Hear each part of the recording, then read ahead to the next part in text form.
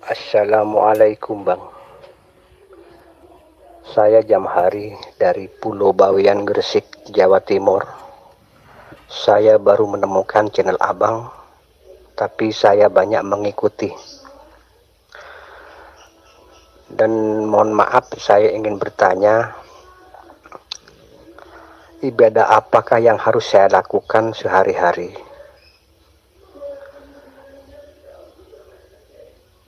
Ibadah apakah yang harus saya lakukan sehari-hari, Bang?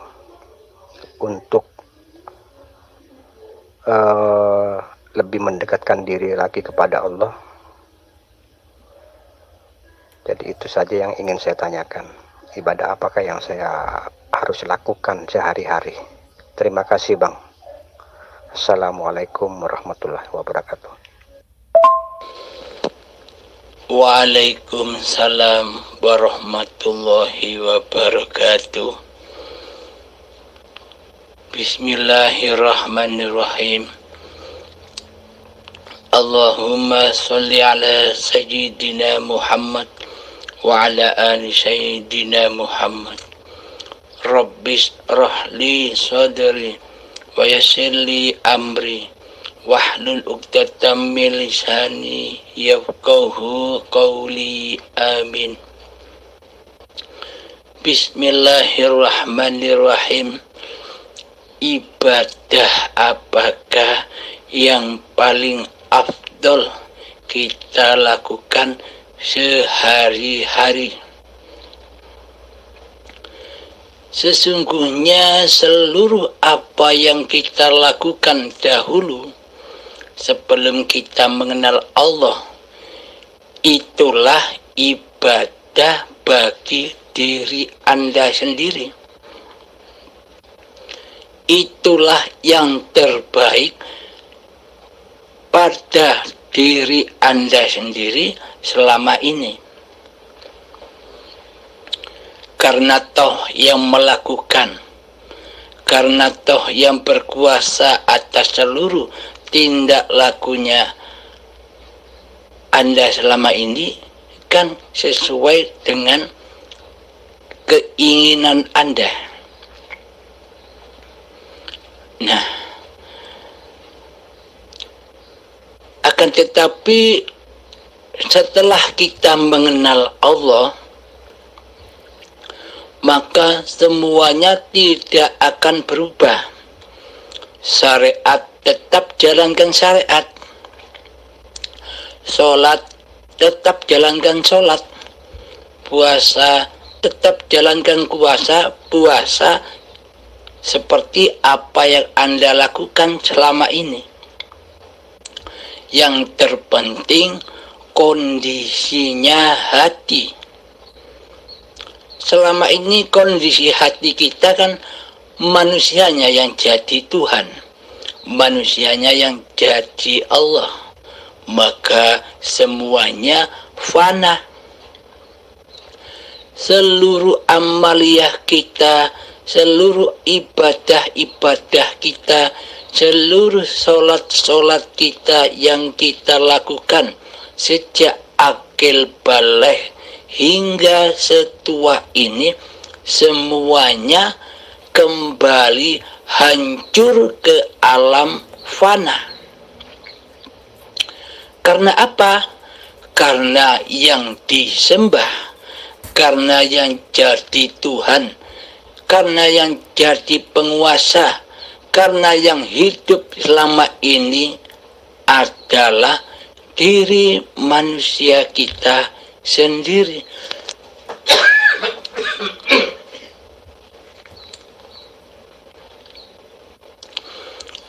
Karena yang terjadi selama ini adalah li nafsi, kuasaku hamba, yang mentuhani seluruh aktivitas Anda, apapun itu. Nah, setelah kita bertauhid, setelah kita mempelajari hakikat dan makrifat, setelah kita menyadari bahwa selama ini kita telah berbuat kesalahan di dalam ibadah, kesalahan di dalam sholat, kesalahan di dalam seluruh tindak laku kita sejak akil balik hingga setua ini. Yang terpenting sekarang kita menyadari bahwa sesungguhnya yang dulu itu juga Allah lah yang menguasainya. Allah lah yang memperjalankan badan-badan ini. Akan tetapi selama ini kita tidak menyadarinya. Alhamdulillahirabbil alamin. Bedanya ketika kita saat ini bisa menyadarinya bahwa hidup ini Allah, maka berlakulah seperti biasanya, tidak ada bedanya. Sholat tetap sholat, puasa tetap puasa, ibadah tetap ibadah. Akan tetapi yang berubah adalah kondisi hati. Yang dulunya hati terkuasai oleh makhluknya, yang dulunya hati dituhani oleh nama besar diri kita, yang dulunya kita yang menjadi Allah, sekarang kita hanya menjadi Abdullah, yakni hamba yang tunduk patuh kepada Tuhan pencipta dirinya, yakni nyatakan dalam hati, hidup inilah Allah yang mempergerakkan gerakan badan kita, yang menciptakan badan-badan kita, yang memperlihatkan mata kita sehingga kita bisa menyaksikan Allah di dalam seluruh ciptaan-ciptaannya. Jangan fokus memandang ciptaannya, jangan fokus memandang burung, jangan fokus memandang gunung, jangan fokus memandang hutan, jangan fokus memandang langit, alam semesta, jangan fokus memandang manusianya, jangan fokus memandang seluruh keadaan-keadaan yang kita hadapi. Akan tetapi fokuslah ke dalam diri, yakni bahwa hidup Allah lah yang mengadakan ini semua. Hidup Allah lah yang menampilkan ini semua. Hidupnya Allah lah yang menampilkan agar mata ini bisa menyaksikan ayat-ayat Allah. Ketika kita bisa menerobos hidup yang ada di mana-mana dan hidup yang tak kemana-mana, hidup yang ada di orang lain, hidup yang ada di anak dan istri atau suami kita, maka kita akan selamat dari hiruk pikuknya dunia, dari panasnya dunia, dari siksanya dunia. Karena kita sudah tidak diperbudak oleh dunia lagi. Hati kita sudah selamat memandang hanya kepada hidup ini Allah. Maka semuanya akan menjadi penyelamat kita memandang selain Allah. Timbul masalah apapun, jangan memandang masalahnya. Pandanglah siapa yang menciptakan, siapa yang mendatangkan masalah-masalah ini. Jika tidak ada Allah, jika tidak ada hidup, apakah masalah-masalah yang kita hadapi itu ada? Adanya masalah-masalah yang kita hadapi kan karena adanya Allah, karena adanya hidup. Hiduplah yang menciptakan masalah dan hiduplah yang menyelesaikan masalah. Bila kita masih berasa berkuasa atas masalah-masalah itu, bila kita masih merasa berkuasa atas penyelesaian masalah-masalah itu, maka kita akan tersiksa di dalamnya. Maka dari itu, ibadah yang paling afdol, ibadah yang paling sempurna di sisi Allah adalah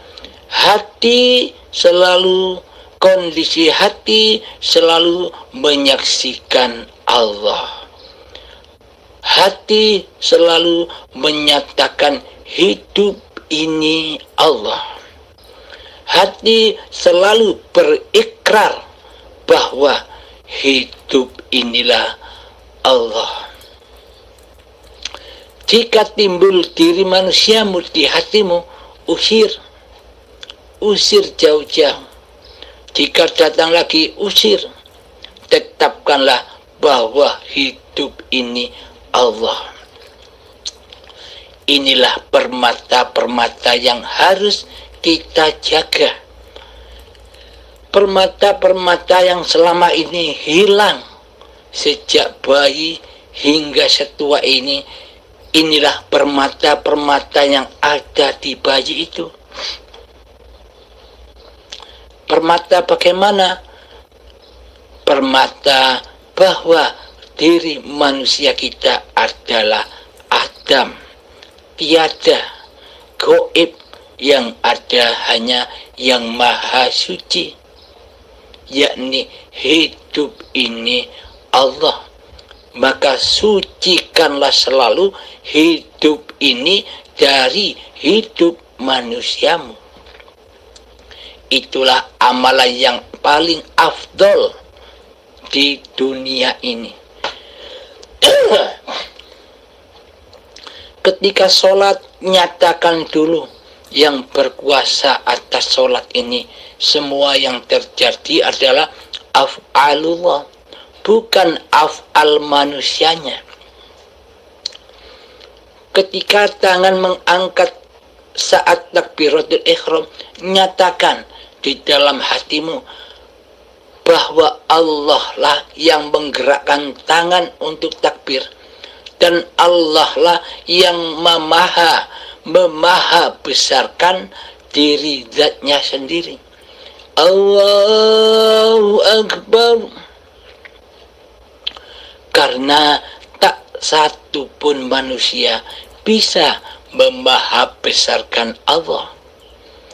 Bagaimana mungkin manusia bisa memaha besarkan Allah di hatinya, sementara di hatinya selama ini yang maha besar adalah hawa nafsunya sendiri yang jadi Tuhan. Maka dari itu, maha sucikan Allah di hatimu, maha sucikan Allah di dalam gerak langkahmu, maha sucikan Allah di dalam ingatanmu, maha sucikan Allah di dalam akalmu, maha sucikan Allah di dalam ilmumu, maha sucikan Allah di dalam pandangan-pandangan matamu, maha sucikan Allah di dalam pendengaranmu, maha sucikan Allah di dalam seluruh perkataanmu. Hal itulah yang terafdal bagi hamba yang mengabdi kepada Tuhannya. Jadi amaliyah kita tidak ada bedanya, tetap seperti yang dulu. Melaksanakan syariat-syariat yang dibawa oleh Kanjeng Nabi, yang mana perintah Allah dan Kanjeng Nabi Muhammad disuruh lillahi ta'ala di seluruh niatan ibadah dan sholat. Nah, inilah realitanya, inilah buktinya bahwa apa yang diperintahkan Allah dan Kanjeng Nabi Muhammad seperti ini. Hati selalu mentauhidkan Allah, hati selalu mengesahkan Allah di dalam tindak laku apapun dan di dalam keadaan apapun. Inilah yang dimaksud mengabdi, inilah yang dimaksud bertuhan. Selama ini kan kita tidak bertuhan, melainkan mentuhani diri kita sendiri. Seolah-olah hidup ini hidup manusia kita, seolah-olah badan ini badan manusia kita. Tidak ada hubungannya sama sekali dengan Allah yang menciptakan badan-badan ini, yang menciptakan pergerakan-pergerakan badan ini. Maka dari itu, tanpa kita mengenal Allah, tanpa hati yang lillahi ta'ala, tanpa hati yang bertauhid, tanpa hati yang tidak mengesahkan Allah, perbuatan apapun itu, baik sholat, baik puasa, baik ibadah apapun, semuanya hancur fana. Fana di dalam hawa nafsunya sendiri, tak bakal sampai kepada Tuhannya. Karena Tuhan di hatinya selama ini hanyalah diri kita sendiri. Bagaimana mungkin amal ibadah kita sampai kepada Allah sementara kita tidak nyembah Allah? Logika bukan? Nah, ketika kita sudah bertuhankan Allah, mengikrarkan, menyatakan dalam hati bahwa hidup ini Allah, maka sirnalah kekuasaan diri manusia kita. Maka kiamatlah apa-apa yang kita akui sebagai milik kita. Kiamatlah kewujudan diri manusia kita. Kiamatlah kehidupan diri manusia kita. Kiamatlah kekuasaan diri manusia kita. Manusianya menuju alam akhirat. Alam akhir, kekuasaan dirinya menjadi Tuhan. Ketika kekuasaan dan kendali hidup ini sudah kembali kepada Allah, inilah yang disebut amal akhirat. Jadi amal-amal yang kita lakukan setelah kita mengenal Allah, baik sholatnya, baik ibadahnya, baik kerjanya, baik naik motornya, baik memasak di dapurnya, baik ngerokok dan ngopinya, baik ngobrol-ngobrolannya, semuanya kembali kepada akhirat. Itulah yang dinamakan ibadah yang langsung diterima oleh Allah. Bagaimana mungkin tidak diterima oleh Allah, sementara yang beraf'al hanya Allah sendiri, bukan manusianya. Inilah yang disebut amal yang soleh, amal yang suci. Karena Allah Maha Suci hanya menerima amal-amal hambanya yang suci, yakni hamba yang sudah taubat dari menjadi Tuhan. Hamba yang sudah kembalikan dan sudah mengabdikan kembali bahwa hidup ini Allah, badan ini milik Allah, badan-badan ini adalah baju-bajunya Allah. Al-insanu sirri, manusia itu adalah rahasia.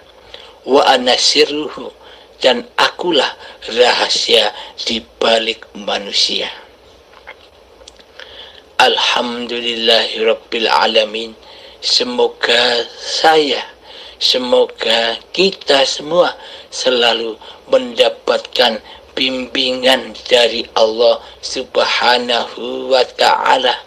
Selama kita sering masuk ke dalam diri, menemui bahwa hidup ini Allah, maka kita akan selalu dibimbing oleh Allah. Jangan sampai kita keluar diri. Bila kita keluar diri, maka setan yang terkutuklah yang akan mengendalikan hawa nafsu kita. Jadi menghindarlah dari iblis dan setan. Masuklah ke dalam dirimu, berlindunglah di dalam Ka'bahmu, di dalam hatimu, di dalam Baitullah, bahwa hidup ini Allah. Alhamdulillahirabbil alamin. Akhirul kalam. Assalamualaikum warahmatullahi wabarakatuh.